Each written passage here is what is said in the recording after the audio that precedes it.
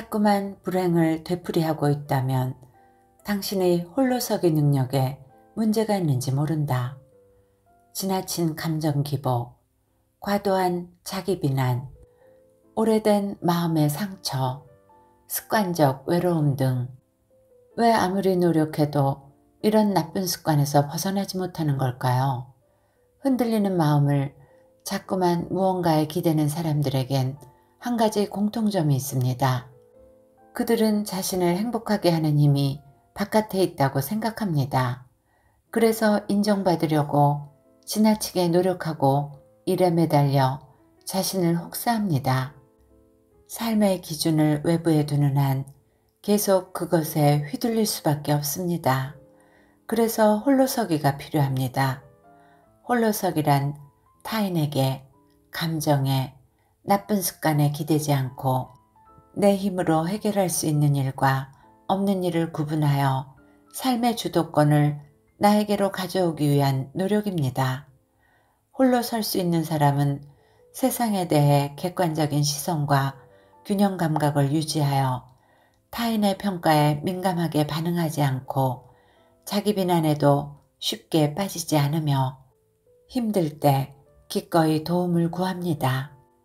상황에 따라 유연하게 대처할 줄도 알며 자연스럽게 인간관계가 좋아지고 삶이 부드러워집니다.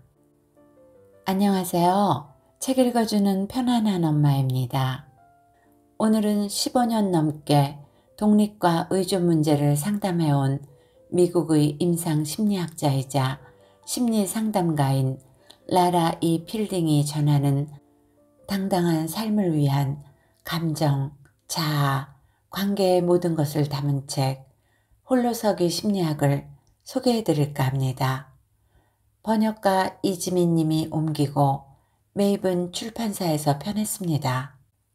라라 이 필딩 지음 홀로서기 심리학 프롤로그 15년간 상담하며 발견한 삶의 중심이 단단한 사람들의 비밀.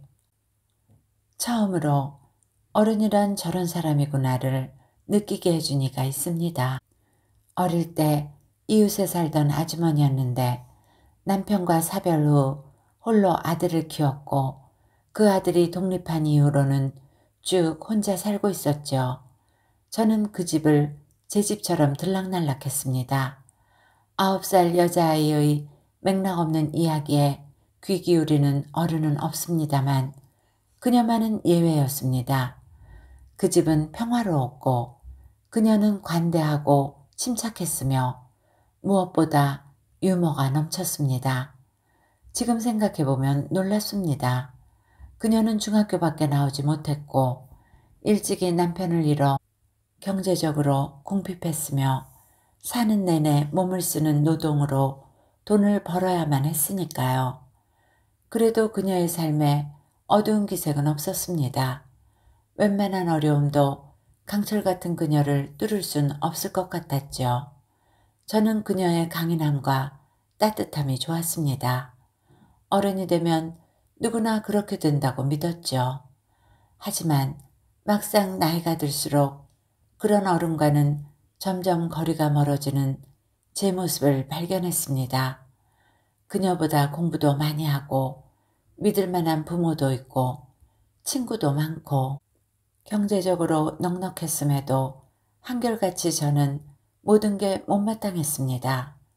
외모도 그럭저럭, 성격도 별로인데다가 능력은 더 별로인 내 자신이 싫었고 제멋대로 구는 사람들이 미웠고 불공평한 세상이 불만스러웠습니다. 스스로를 믿지 못하고 싫어하니 다른 사람을 품어줄 여유가 있을 리 만무합니다. 말과 행동은 늘 뾰족했고 마음은 강팍하기 그지없었습니다. 그렇다고 괜찮은 어른이 되기 위해 노력하지 않은 건 아닙니다. 더 나은 내가 되겠다고 스스로 다그치기 일쑤고 다른 사람의 말과 행동을 분석하면서 잘잘못을 가리고 세상은 이렇게 되어야 옳다며 목소리를 높이곤 했습니다.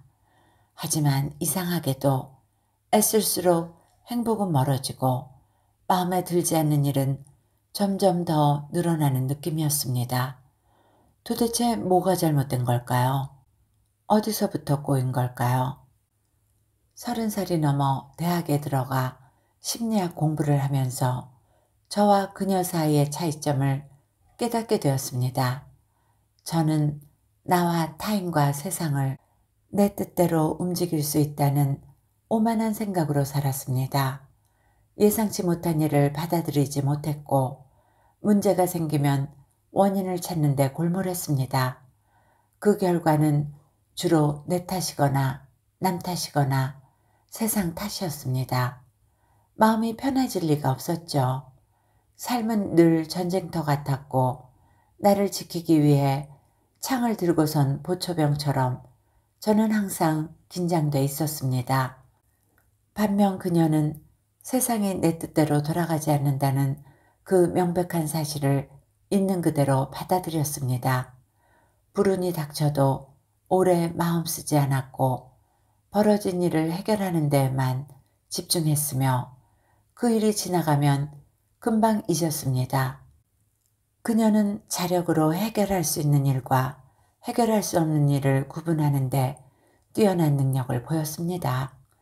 그것이 그녀가 예기치 않은 시련 앞에서도 크게 휘청이지 않고 늘 평정심을 유지할 수 있었던 비결이었습니다.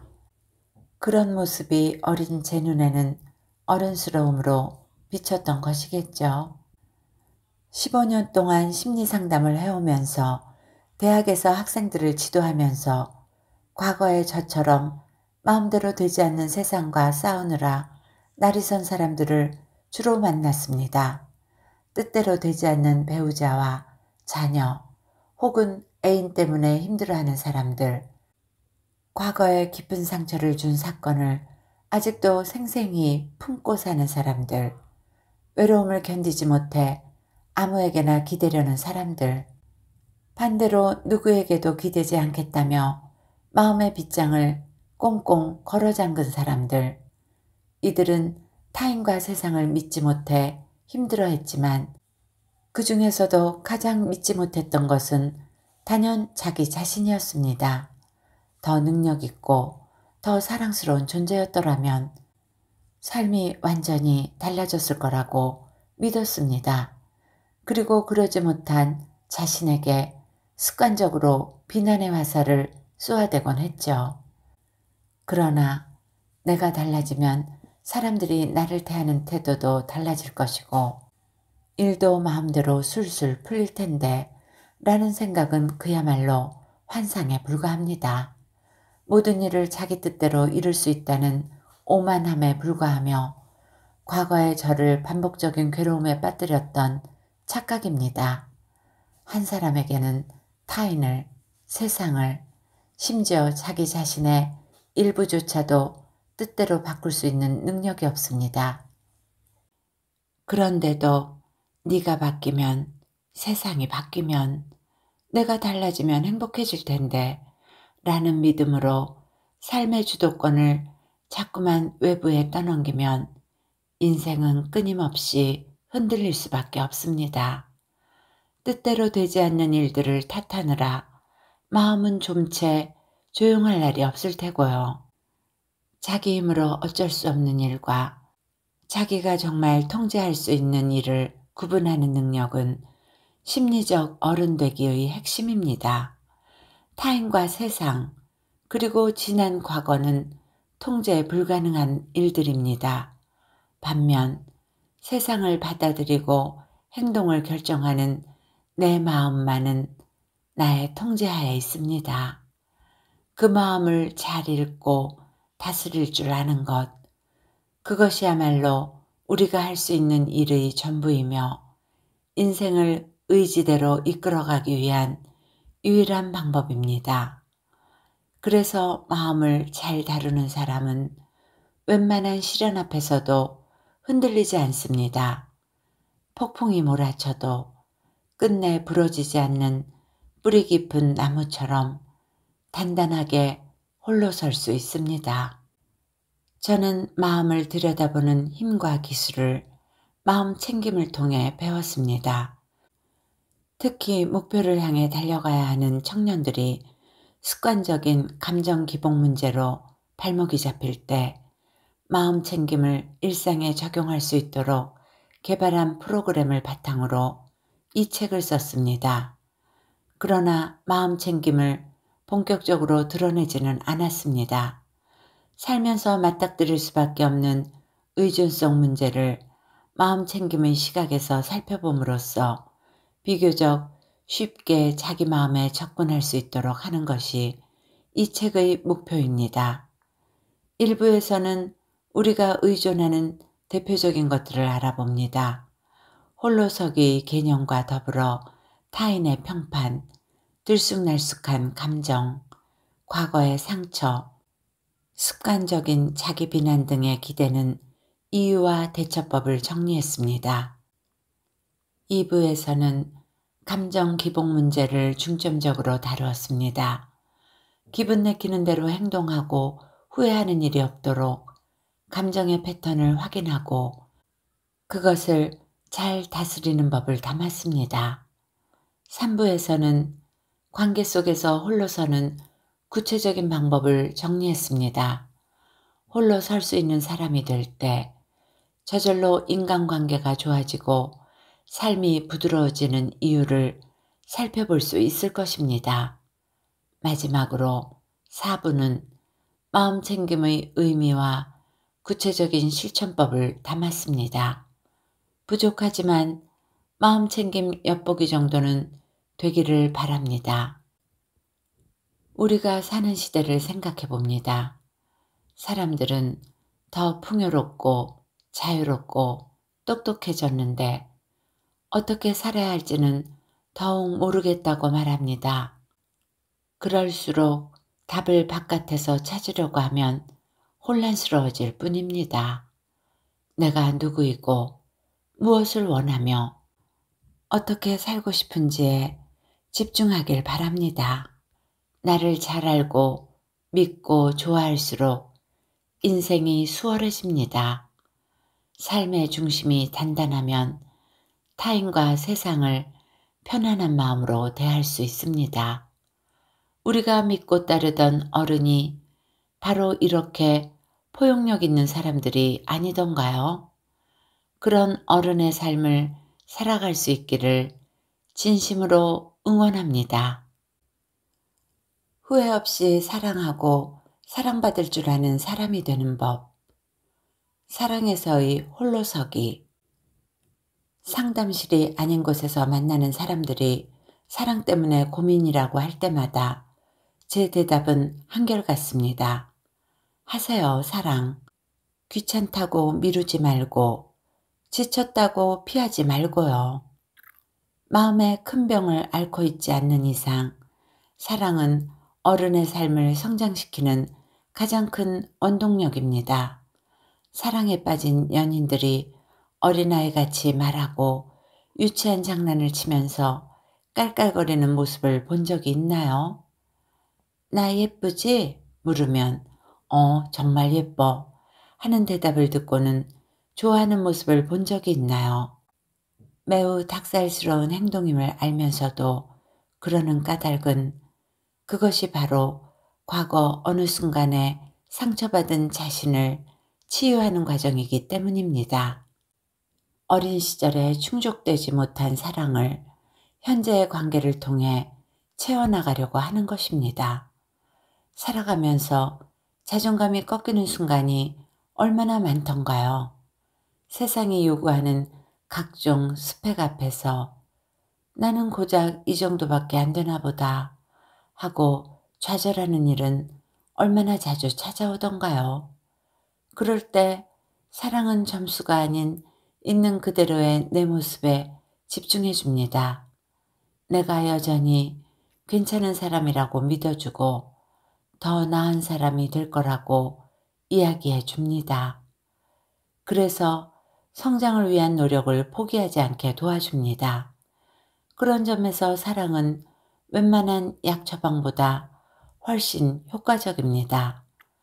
그런데 사랑이 좋다고 해서 모두가 잘하는 것은 아닙니다.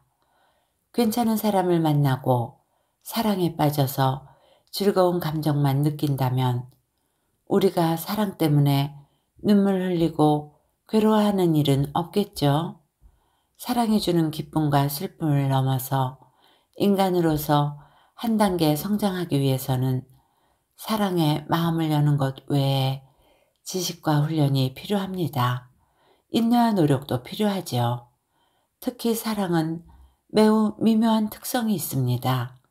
사랑하는 사람에게 둘도 없는 친밀감을 느끼지만 동시에 그와 하나가 되지 않도록 적절한 거리를 유지해야만 하죠. 둘이 함께하지만 홀로 있을 수 있는 능력, 독립성과 개성을 존중하면서도 뜨거운 관심을 유지할 수 있는 능력이 필요합니다. 그래서 사랑을 잘하고 싶다면 눈을 크게 뜨고 사랑에 대해 배워야 합니다. 그렇지 않으면 사랑이 날카로운 칼날이 되어 서로를 베는 것은 한순간입니다. 아무리 사랑해도 외로움은 결코 사라지지 않는다. 사랑에 대한 유명한 신화가 있습니다. 플라톤의 향연에서 희극작가 아리스토파네스가 이야기한 것이지요. 원래 인간은 4개의 팔과 4개의 다리, 그리고 2개의 성기를 갖고 있었습니다. 그는 앞뒤 자유자재로 움직일 수 있었고 엄청나게 빠르며 힘이 셌고 아주 거만했습니다. 결국 그는 막강한 힘으로 신을 위협하기에 이르렀고 이에 분노한 제우스는 그를 둘로 갈라놓았습니다. 그때부터 인간은 자신의 반쪽을 찾아 헤매게 되었습니다. 이 신화에 따르면 사랑은 자신의 잃어버린 반쪽을 찾아 다시 완벽한 하나로 합치되려는 열망입니다. 그런데 인간의 탄생과 성장 과정을 살펴보면 이 신화가 보여주는 통찰이 놀라울 따름입니다. 우리는 모두 엄마의 뱃속이라는 완벽한 세상에서 탄생합니다. 뱃속 아이는 추위도 더위도 배고픔도 모른 채 편안하게 자랍니다. 그러나 태어나는 순간부터 시련이 시작됩니다. 세상은 춥고 배고프고 불편한 것 투성입니다. 무언가가 필요하거나 어디가 아프면 울어서라도 도움을 요청해야 합니다. 그러다가 생후 6개월쯤 되어 비로소 아기는 엄마와 자신이 분리된 몸이라는 사실을 깨닫고 우울해집니다. 바로 이때가 인간이 우울을 경험하는 최초의 시기입니다. 엄마의 배 안이라는 완벽한 세계로부터 떨어져 나온 인간이 다시 완벽해지기를 꿈꾸는 것. 한번 태어난 사람이 엄마의 뱃속으로 다시 들어갈 수 없듯 그것이 한낱 꿈에 불과할지라도 완전했던 과거를 죽을 때까지 그리워하는 것. 이것이 아리스토파네스가 말한 사랑이라는 감정의 본질입니다. 그런 점에서 사랑은 인간의 숙명인지도 모릅니다. 그런데 참으로 고약한 숙명이죠. 살아있는 내내 잃어버린 반쪽을 찾고 싶어 하지만 그 반쪽을 찾아서 온전히 하나가 되기는 불가능하기 때문입니다. 아무리 완벽한 상대를 만나도 그와 나는 서로 다른 사람일 뿐입니다. 그가 과거에 나를 품어주었던 내 엄마의 자궁이 되어줄 리는 만무합니다. 그래서 사랑할수록 우리는 외로워집니다. 그와 내가 한 몸이 될 수 없다는 명징한 사실 때문에 더욱 몸서리쳐지는 외로움이지요. 하나가 되려고 노력할수록 더욱 멀어지는 사랑의 역설. 그러므로 외로움을 사랑의 한 조각으로 받아들여야 합니다. 아무리 사랑해도 외로움은 해소할 수 없습니다. 그런데도 사랑하면 외롭지 않아야 한다는 믿음을 가지고 그와 하나가 되기를 꿈꾸면 오히려 상대와 더욱 멀어지는 역효과가 나타납니다. 제가 상담실에서 만난 많은 이들이 사랑 앞에서 가장 당황할 때가 언제인지 아나요? 바로 헌신할수록 그 사람과 멀어지는 상황이었습니다. 일이나 공부는 노력할수록 더 좋은 성과가 나는데 사랑에 있어서만큼은 헌신하는 사람이 더욱 불행해지고 마는 이상한 일이 벌어집니다. 그럴 때 그들은 상대에게 더욱 희생하는 방법으로 관계를 개선하려고 했습니다. 하지만 그런 노력은 어김없이 이별이라는 결과로 이어지곤 했죠. 저희 내담자 제시카도 마찬가지였습니다. 그녀는 감정적으로 행동하고 타인에게 의존하려는 경향이 강했습니다. 사랑 앞에서도 마찬가지여서 어느 때는 상대의 사랑을 확인하려고 일부러 냉담하게 굴다가 그가 한 걸음 뒤로 물러서는 것 같으면 갑자기 불안해하며 지나치게 매달리는 모습을 보이곤 했습니다. 이런 성향은 남자친구가 도시를 떠나 장거리 연애를 하면서 더욱 심해졌습니다. 제시카는 그와 전화 연결이 되지 않으면 갑자기 저녁을 싸들고 3시간을 운전해 그를 보러 가곤 했습니다. 남자친구가 차가워질수록 제시카는 좋은 여자친구가 되려고 노력했습니다. 다정하게 행동했고 재미있는 이야깃거리를 준비했죠. 당연히 그녀가 원하는 것들은 제대로 요구하지 못했고요. 저는 제시카에게 남자친구에게 지나치게 헌신하는 이유의 정체를 들여다봐야 한다고 이야기했습니다. 하지만 그녀는 이렇게 대답했죠. 저는 밀고 당기는 게임은 하고 싶지 않아요. 그건 너무 교활해요. 저는 진실한 관계를 원해요. 이것저것 개선하고 싶지 않아요. 제시카의 자발적인 헌신이 자기 성에 차는 행동이었을지는 몰라도 남자친구의 입장에선 매우 숨이 막히는 일임이 분명합니다.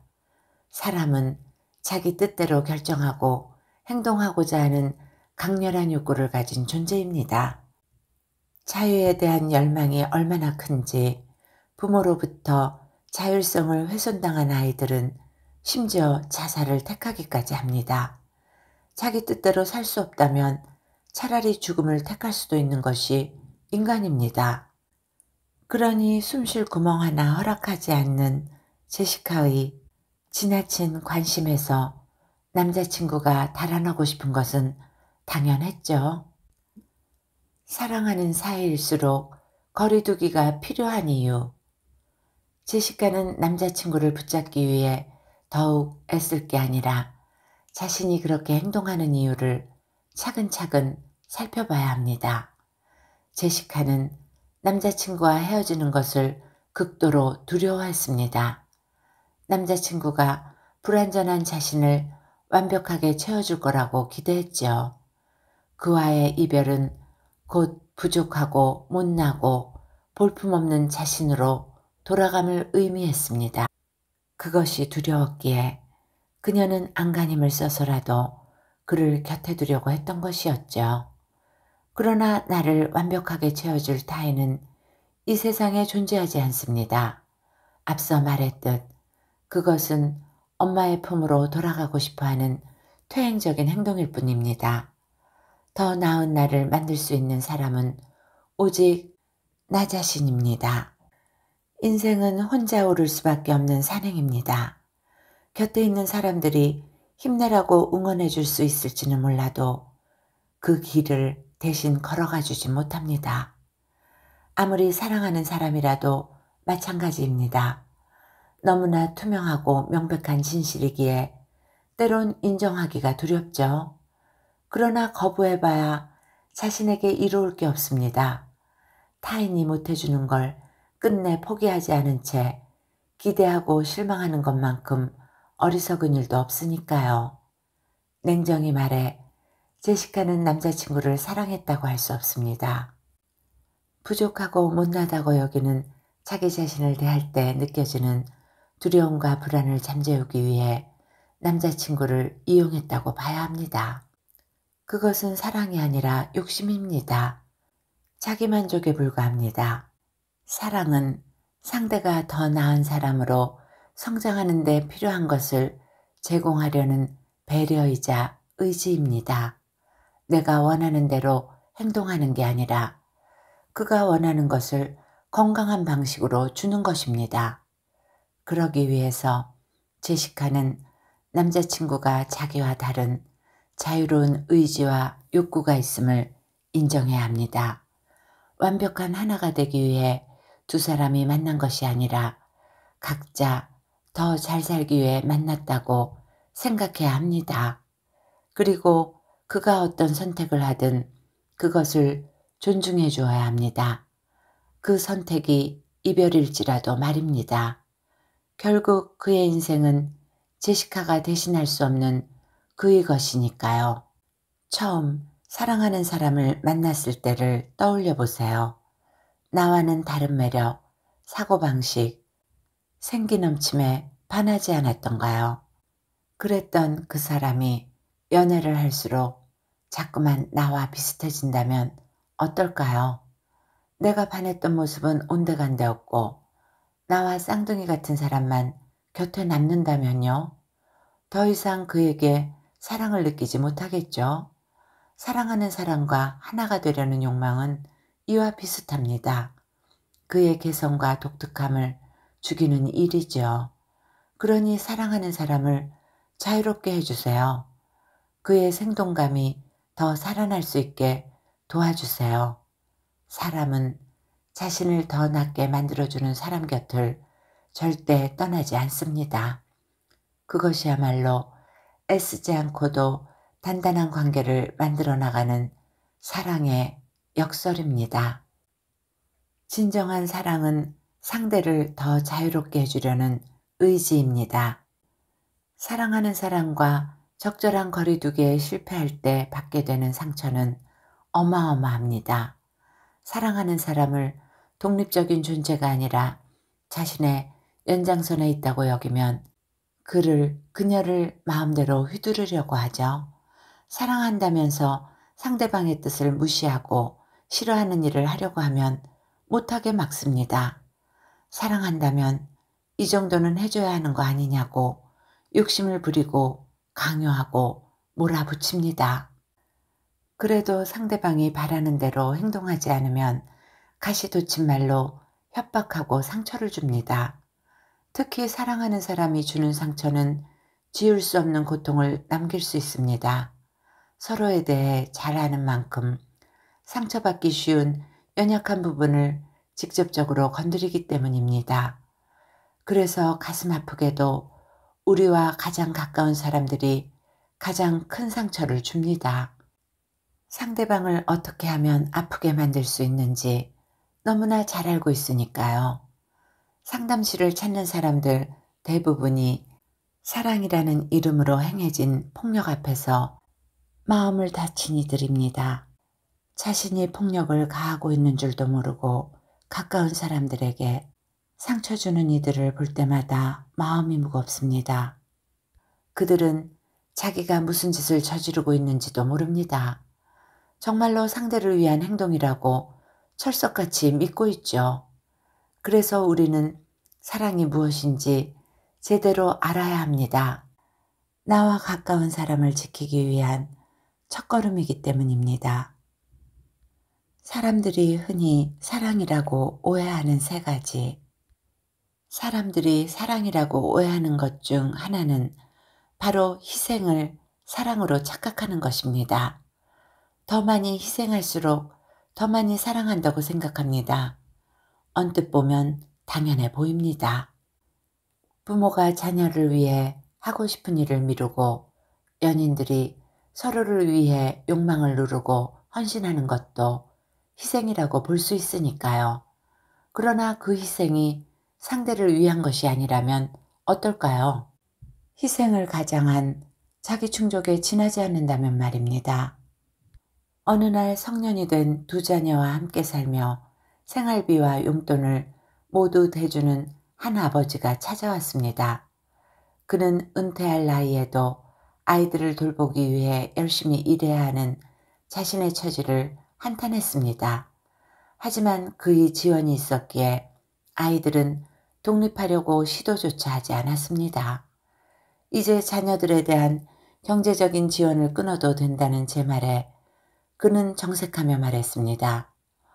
아이들을 어떻게 나 몰라라 해요. 자식을 사랑하는 아버지라면 그럴 순 없죠. 부모의 희생은 당연한 겁니다. 하지만 그 희생의 이면에는 이기적인 심리가 숨어 있었습니다. 그는 좋은 아버지, 훌륭한 가장이라는 이미지를 잃고 싶지 않았습니다. 그래서 굳이 힘들게 돈을 벌어가며 자식들의 성장에 도움도 안 되는 경제적 지원을 계속하고 있었습니다. 그것이 아이들을 해치는 독인 줄도 모른 채 말입니다. 희생만이 사랑이 아닙니다. 자신의 감정과 욕구와 기대치를 표현하는 것도 사랑입니다. 특히 그것이 상대를 성장하게 한다면 더욱 그렇습니다. 우리는 소중한 사람을 위해 무언가를 해주는 데서 보람과 자부심을 느낍니다. 그런 기회를 마다하지 않고 기꺼이 받아들이지요. 그러니 희생하려는 버릇이 있다면 상대에게도 베풀 수 있는 기회를 주세요. 서로가 가진 진정한 욕구를 나누고 그것이 받아들여지는 경험은 사랑을 매우 돈독하게 해줍니다. 두 번째는 의존을 사랑으로 오해하는 경우입니다. 연인과 헤어지고 나서 슬퍼하며 이렇게 말하는 사람들이 있습니다. 그 사람 없이 더 이상 살 수 없어요. 저는 그를 무척 사랑해요. 하지만 이것은 의존이지 사랑이 아닙니다. 생존을 위해 상대에게 기생하는 것이나 마찬가지입니다. 사랑은 혼자서도 잘 살 수 있지만 그와 함께해서 더 행복하기를 바라는 것입니다. 더 나은 사람이 되고자 하는 노력이고 상대의 행복을 위해 무언가 해보려는 능동적인 행동입니다. 그것이 사랑인지 의존인지 가늠할 수 있는 분명한 잣대가 있습니다. 의존적인 사람들은 자신이 사랑을 위해 무엇을 할 수 있는지는 생각하지 않고 상대가 무엇을 해줄 수 있는지만 생각합니다. 그래서 상대가 나를 즐겁게 해주고 행복하게 해주기만을 기대합니다. 만약 그러지 못하면 사랑이 식었다며 또 다른 사랑을 찾아 나섭니다. 이별 앞에서 극히 슬퍼하다가 다음날 다른 사람과 웃으며 데이트를 하는 시기지요. 사랑은 독립적인 두 사람 사이에서만 가능합니다. 의존은 결핍을 채우려는 것으로 받는 것을 추구하며 결과적으로 어린아이 같은 상태를 지속하게 만듭니다. 세 번째는 느낌을 사랑으로 오해하는 경우입니다. 스스로도 어떻게 할 수 없는 강렬한 느낌에 이끌려 운명처럼 사랑에 빠지는 경우에 이런 오해를 하기가 쉽습니다. 느낌을 사랑이라고 오해하는 사람들은 만남 초기에 격렬한 느낌이 사라지면 사랑이 식어버렸다고 생각해서 섣부른 이별을 선택하게 되지요. 하지만 느낌은 사랑의 일부일 뿐 사랑의 요체라고 보기는 어렵습니다. 만약 느낌만이 사랑이라면 부부가 오랜 세월 해로할 일은 없겠죠. 처음에 서로를 사로잡았던 매력과 감정이 사라져도 의지를 바탕으로 관계에 헌신할 수 있습니다. 감사하고 배려하고 노력하는 태도로 서로를 존중하는 것이야말로 사랑을 오래도록 유지하는 비결입니다. 그 사람과 오래 함께하기 위해 반드시 지켜야 할 것. 첫째, 스스로 좋은 사람이 되려고 노력하세요. 상대가 자신의 부족함을 채워주기를 기대하는 사람들이 있습니다. 하지만 상대에겐 그럴 능력이 없습니다. 그러니 상대가 할 수 없는 일을 기대하고 실망하고 싸우느라 힘을 낭비하지 말고 그 힘을 자기 개발에 써보세요. 더 나은 자신이 되려고 노력하는 사람만큼 멋져 보이는 이도 없습니다. 멋진 사람 곁에는 멋진 사람들이 모여들기 마련이고요. 내가 나를 잘 돌볼수록 괜찮은 사람과 건강한 관계를 맺을 가능성도 높아집니다. 사랑에 있어서는 이런 선순환이 가능합니다. 둘째, 사랑하는 사람을 다 안다고 착각하지 마세요. 나조차 나를 제대로 모르는데 어떻게 상대를 다 알 수 있을까요? 평생을 함께해도 그 속을 전부 알 수 없는 게 사람입니다. 그런데도 속속들이 안다고 착각해서 너는 이래야 한다. 역시 내 생각이 맞았다. 하면서 상대를 함부로 재단하고 판단합니다. 그렇게 내 틀 안에 상대를 가둘수록 상대의 독립성과 개성은 훼손되고 말죠. 심리학자이자 명상가인 타라 브렉은 이를 두고 만들어진 타인과의 연극을 그만두라고 이야기합니다. 내가 바라보는 상대방은 그 사람 자체라기보다 내 시선에 의해 판단되고 분석된 만들어진 타인입니다. 나는 매 순간 그를 판단합니다. 저 사람은 예의가 없다. 저 사람은 이기적이다. 같은 도덕적인 판단의 밑바닥에는 나의 두려움이 깔려 있습니다. 사랑받고 싶지만 사랑받지 못할지도 모른다는 두려움이 상대를 나쁘고 못된 사람으로 만드는 것입니다. 사랑하는 사람을 어떤 식으로 보는가는 결국 내 마음의 문제입니다. 내 두려움과 불안을 들여다봐야만 사랑하는 사람에게 더 쉬운 왜곡된 시선을 조금이나마 거두어들일 수 있습니다. 우리는 끝내 상대의 진면목을 전부 보지 못할 겁니다. 그러나 상대를 다 알지 못한다는 그 사실만 알아도 상대에게 함부로 잔소리를 하거나 충고를 던지는 일은 훨씬 줄어들 겁니다. 셋째, 사랑할수록 예의를 갖추세요. 지나가는 누군가가 내 일에 대해 선을 넘어 이런저런 충고를 늘어놓는다고 해봅시다. 당신은 어떻게 반응할까요? 말씀은 고마운데 제 일이니까 제가 알아서 할게요. 라고 답하겠죠. 사랑하는 사이라도 크게 다르지 않습니다. 아무리 걱정이 되어도 상대의 일은 상대가 잘 알아서 할 문제입니다. 거기에 감나라 배나라 하는 것은 상대의 자율성을 인정하지 않은 행동입니다. 우리가 받고 싶은 사랑은 어떤 것인가요? 내 부족함을 일일이 지적하거나 잔소리하지 않고 곁에서 묵묵히 응원하고 지켜봐 주는 것, 내 감정과 생각이 살아온 세월에서 비롯된 것임을 인정하고 있는 그대로 끌어안아 주는 것, 그럼으로써 내가 자발적으로 더 나은 사람이 되고자 애쓰게 하는 것, 이것이 우리가 받고 싶은 사랑이 아닌가요? 그렇다면 상대에게도 그런 사랑을 주어야 합니다. 함부로 그 사람의 영역을 침범하지 않고 예의를 갖추며 따뜻한 눈길로 지켜봐주고 기다려주는 것입니다. 똑똑하게 사랑하는 법. 사랑은 살아가는 데 큰 원동력이 됩니다. 세상이 나에게 요구하는 숱한 과제들 앞에서 실패하고 상처받을 때 나를 사랑하는 사람은 있는 그대로 나를 받아주고 조건 없이 마음을 내줍니다. 그렇게 우리는 좌절한 후에도 다시 일어설 수 있죠. 하지만 아무리 사랑해도 외로움은 결코 사라지지 않습니다. 완벽해 보이는 상대를 만나도 그는 내가 아닌 나와 분리된 존재이니까요. 사랑에 너무 많은 것을 기대하면 사랑은 멀리 달아나 버릴 수 있습니다. 그렇기에 사랑을 할 때는 외로움 또한 사랑의 한 조각으로 받아들이는 것이 좋습니다. 그리고 누군가와 사랑을 잘하고 싶다면 함께하지만 홀로 있을 수 있는 능력, 각자의 개성을 존중하면서도 뜨거운 관심을 유지할 수 있는 능력을 갖추어야 합니다. 사랑하는 사람을 독립적인 존재가 아니라 자신의 연장선에 있다고 여기면 지나치게 의존하거나 때로는 통제하고 싶어집니다.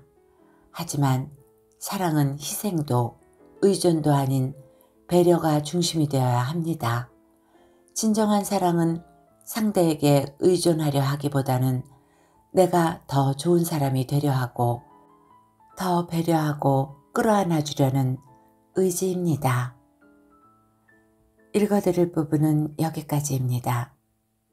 저자는 말합니다. 상담을 하면 할수록 사랑이 가진 놀라운 힘을 자주 목격한다고요. 그러니 사랑하기를 포기하지 말고 사랑을 제대로 이해하고 사랑을 향한 노력을 멈추지 않는다면 그것은 인생에서 누릴 수 있는 가장 큰 기쁨을 당신에게 선물할 것이라고요. 그러니 당신도 이번 생에서 그 기쁨을 한정없이 누리기를 진심으로 바란다고 말합니다. 진정 좋은 시간이 되셨기를 바라며 오늘도 행복하세요.